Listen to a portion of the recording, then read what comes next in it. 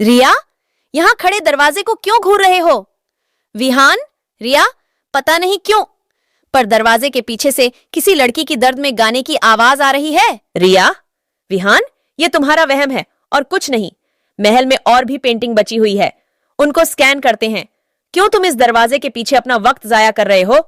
पर विहान ने रिया की एक नहीं सुनी और दरवाजे पर से सारे ताबीज, नींबू और मिर्च खोल दिए और एक धक्के से दरवाजा खोलकर रिया के साथ कमरे में चला गया। रिया भी उस कमरे को देखकर चौंक गई।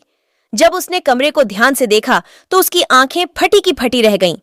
कमरे की दीवारों पर बड़ी बड़ी पेंटिंग्स और आलीशान मूर्तियां रखी थीं। तभी अचानक रिया को एक दीवार के कोने में किसी आदमी का कटा हुआ सर दिखाई दिया।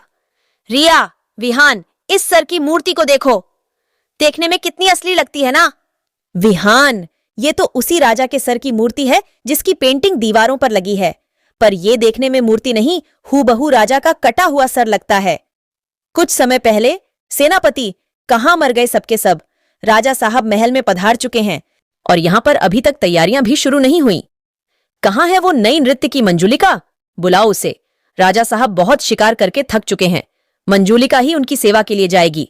दासी, सेनापति साहब, वो तैयार होने को राजी नहीं है, बल्कि उसने तो श्रृंगार का सारा सामान भी तहस नहस कर दिया है। सेनापति, इतनी ही गर्मी है तो उससे बोलो कि राजा साहब के सामने दिखाए, मेरे सामने नहीं। कहां है वो? मंजूलिका के कक्ष में। सेनापति, क्या तमाशा लगा रखा है तुमने? लगता है इतनी मार खाके भी तुम्हें अक्ल नहीं आई। अरे, अपने बारे में ना सही, कम से कम अपने परिवार के बारे में तो सोचो। उन सभी की जान भी राजा साहब की तलवार की नोक पर है। इधर तूने नखरे किए और उधर तेरी नानी की गर्दन धड़ से अलग, समझी? इसलिए चुपचाप तैयार हो जा। मंजूलिका, उस विध्वंस को बोलो कि मंजूलिका ने अब दूसरों के इशारे पर नाचना छोड़ दिया है। सेनापति, खबरदार मंजूलिका, अगर तुमने अपनी गंदी जुबान से राजा साहब का नाम भी लिया तो तेरी जुबान से तुझे फांसी ना लगा दी तो मेरा नाम भी सेनापति वीरभद्र नहीं है। मंजूलिका, मेरी तो सिर्फ जुबान गंदी है, मगर तेरा राजा विध्वंस, वो तो पूरा का पूरा गंदा है। मुझे पाने के लिए उसने पूरे गांव को जिंदा जला दिया और अब मेरी नानी को मारने की धमकी देकर मुझे नाचने को कहता है। सेनापति वीरभद्र, तुम्हारा राजा बूढ़ा हो गया, किसी काम का नहीं रहा वो। मैं तो कहती हूँ उसके सोने के बाद तू आ जा या कर मेरे कमरे में। कसम से, खुश ना कर दिया तो मेरा नाम मंजूलिका नहीं। मंजूलिका की बात सुनने के बाद सेनापति वीरभद्र गुस्से से तिलमिला उठा। वो मंजूलिका को मारने उसकी तरफ बढ़ा ही था कि तभी किसी की आवाज सुनाई दी और सेनापति वीरभद्र के कदम वहीं के वहीं रुक गए। राजा, अरे वीरभद्र, इतना भी नहीं समझते? यही तो वो चाहती है कि तुम उसे मार डालो और उसे जिंदगी और मुझसे हमेशा हमेशा के लिए आराम मिल जाए। मंजूलिका, आ गया तू? कसम से बड़ा ही बेशर्म किस्म का इंसान है तू। इतनी बातें सुनने के बाद भी अपना मुंह उठाकर रोज रात को चला आता है मेरे पास। राजा, अब क्या करे मंजू? तेरी जवानी मुझे जीने नहीं देती और मरना मैं चाहता नहीं हूं।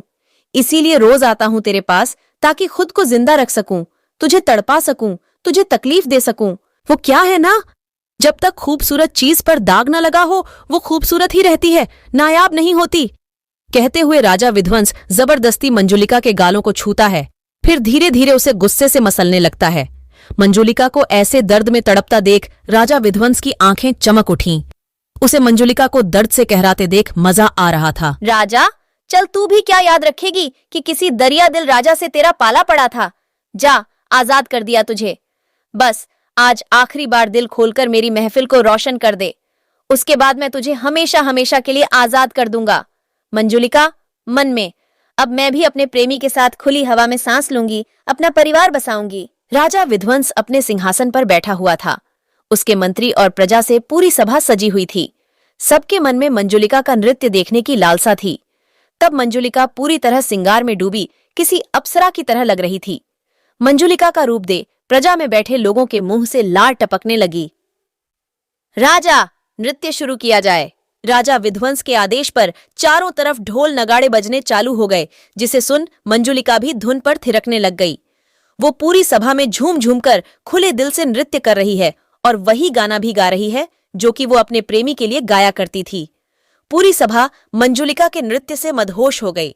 तभी राजा विध्वंस एकदम से खड़ा हुआ, जिसे देख पूरी सभा को मानो सांप सूंघ गया हो। सब के सब एकदम से शांत हो गए। राजा, वाह मंजुलिका वाह, तुमने आज साबित कर दिया कि मेरी नजर सच में बहुत कीमती है, जो हीरो को पहचानना भी जानता हूं और उन्हें तराशना भी। जैसा कि मैंने कहा था, आज की महफिल तेरी इस राज महफिल में आखिरी महफिल होगी। पर जाने से पहले इतने साल जो तुमने हमारा मनोरंजन किया, उसके लिए हम तुम्हें भेंट देना चाहते हैं। राजा ताली बजाते हुए, अरे लैला, ओ भाई। तभी कुछ दास हाथ में थाल सफेद कपड़े से ढक कर लाते हैं। राजा, ये लो मंजुलिका हमारा तोहफा, उम्मीद है तुम्हें बेहद पसंद आएगा। ये लो हमारा पहला तोहफा, तुम्हारी माँ का सर। मंजुलिका को अपनी माँ का कटा हुआ सर देखकर सदमा लगा था। वो अपनी माँ का सर देख चीखने ही वाली थी कि राजा विध्वंस ने मंजुलिका को बालों से पकड़ लिया और दूसरी थाली की ओर बढ़ गया। प्रजा भी यह सब देख चौंक गई। फिर से एक बार सबके मुंह खुले हुए थे, लेकिन इस बार उसकी वजह डर था।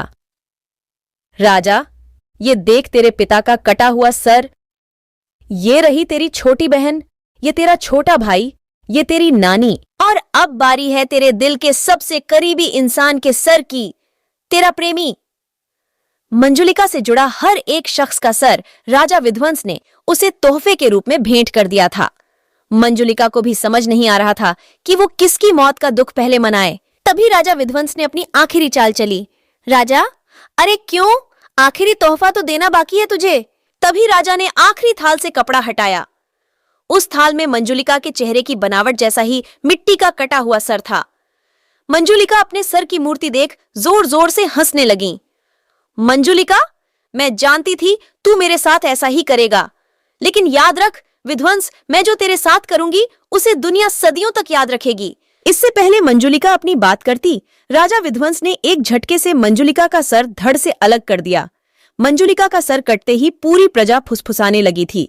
सबकी नजरें मंजुलिका के कटे हुए सर पर टिकी थीं, जो कि मरने के बावजूद राजा विध्वंस को ही घूरे जा रही थीं। कुछ दिन बाद मंजुलिका का गीत सुन पूरे महल में अफरा तफरी मच गई। चारों तरफ लोग मंजुलिका के डर से भाग रहे थे। मंजुलिका अब हाथ में अपना ही कटा हुआ सर लेकर गीत गाते हुए राजा को विध्वंस के कमरे की ओर जा रही थी। जो कोई भी उसके रास्ते में उसे रोकने की कोशिश करता, मंजुलिका अपनी नजरों से रोशनी का वार करके उन सब के टुकड़े कर देती। मैं आ गई राजा विध्वंस, देखो तुम्हारी मंजुलिका तुम्हारे पास आ गई। अब भी मुझसे गुस्सा रहोगे मेरे राजा। मंजुलिका की प्यार भरी बातें सुनने के बाद जैसे ही राजा विध्वंस ने अपनी आंखें खोली तो उसकी आंखें फटी की फटी रह गईं। उसके सामने एक बिना सर का धड़ था, जिसका सर धड़ के हाथ में लटका हुआ उससे बातें कर रहा था। राजा विध्वंस इससे पहले कि कुछ समझ पाता, मंजुलिका राजा विध्वंस के अंदर विलीन हो गई और पूरे शरीर पर कब्जा कर लिया। एक सैनिक भागता हुआ सेनापति को सूचित करने के लिए जाता है। सैनिक, सेनापति जी, मंजुलिका की आत्मा राजा जी के शरीर पर कब्जा कर चुकी है। सिपाही की बात सुन सेनापति वीरभद्र तुरंत ही राजा के कमरे की ओर जाता है, लेकिन उसने जो मंजर देखा वो सेनापति कभी नहीं भूल सकता था। राजा विध्वंस अपने ही सीने का मांस नोच कर खा रहा था। इस बीच राजा की नजर जैसे ही सेनापति और उसके सिपाहियों पर पड़ा तो उसने अपनी आंखों की नजर भर से सिपाहियों के टुकड़े कर दिए, पर सेनापति को जिंदा छोड़ दिया। मंजुलिका, तू मुझे मारने चला था ना? जा, मैंने तुझे जिंदा छोड़। बचा सकता है तो बचा ले। तेरे पास 2 दिन का समय है, वरना मैं पूरे राज्य को खत्म कर दूंगी। इतिहास के पन्नों में साइड में एक नाम रहेगा और कुछ नहीं। अगले दिन सेनापति, बाबा, उस मंजुलिका के नाम से सारा राज्य डरा हुआ है। अब आप ही कुछ उपाय बताइए। बाबा, बेटा, बेगुनाह लोगों की जान लेने पर तो भगवान तक को श्राप भोगना पड़ता है, और मंजुलिका तो फिर भी एक आत्मा है। तुम ना उसे उसका बदला पूरा करने दो, फिर वो अपने आप तुम सबको जिंदा छोड़ देगी। सेनापति, इसका मतलब तो राजा विध्वंस को मरना ही होगा। बाबा, हाँ बेटा, राजा विध्वंस को मरना होगा और उसे तुम मारोगे, वो भी तुम्हारे खुद के हाथों से। और तुम्हें उसके जिस्म के 7 टुकड़े करने होंगे, जिनमें से 4 को चारों अलग अलग दिशाओं में दफनाना होगा और बाकी के 3 टुकड़ों को आग, पानी और जमीन में विलीन करना होगा। तभी मंजुलिका की आत्मा को काबू किया जा सकता है। सेनापति जब राजा विध्वंस के कमरे में गया तो उसे इस बार एक और घिनौनी हकीकत का सामना करना पड़ा। उसने देखा कि राजा विध्वंस पैर के ऊपर का सारा मांस नोचकर खा चुका था। सेनापति, राजा जी, हो सके तो मुझे माफ कर देना, मासूम प्रजा का सवाल है। इतना कहकर सेनापति राजा विध्वंस के जिस्म के टुकड़े टुकड़े कर देता है और बारी बारी से राजा के जिस्म के टुकड़े को बोरे में भरने लगता है। सेनापति, मंजुलिका, मैंने बहुत कोशिश करी कि तुम्हें इस सोने के पिंजरे से आजाद करा सकूं, लेकिन मैं बुरी तरह से नाकामयाब रहा। लेकिन तुमने अपनी आजादी खुद ही ढूंढ ली। काश तुम्हारे जिंदा रहते हुए तुमसे ये सब कह पाता। लेकिन मंजुलिका, मैं तुमसे प्यार करता था, करता हूं और करता रहूंगा। और ये सब इसलिए कि इतिहास तुमको याद रखे और शायद इस बहाने मेरा भी जिक्र हो जाए। अगले दिन सेनापति बाबा के साथ मिलकर राजा के कमरे का दरवाजा मंत्र और तावीज से हमेशा हमेशा के लिए बंद कर देता है, ताकि कभी भी फिर मंजुलिका की आत्मा किसी को परेशान न कर सके। लेकिन तब क्या होगा जब खुद ही कोई मंजुलिका के सामने मरने चला आए? रिया और विहान उस सर वाली मूर्ति को देख ही रहे थे कि तभी उस मूर्ति ने अपनी आंखें खोल दी। आंखें एकदम लाल थीं, जिसे देखकर रिया और विहान बुरी तरह डर जाते हैं और भागने लगते हैं। लेकिन तभी उस मूर्ति की आंखों में से तेज रोशनी निकलती है और रिया और विहान के टुकड़े टुकड़े कर देती है।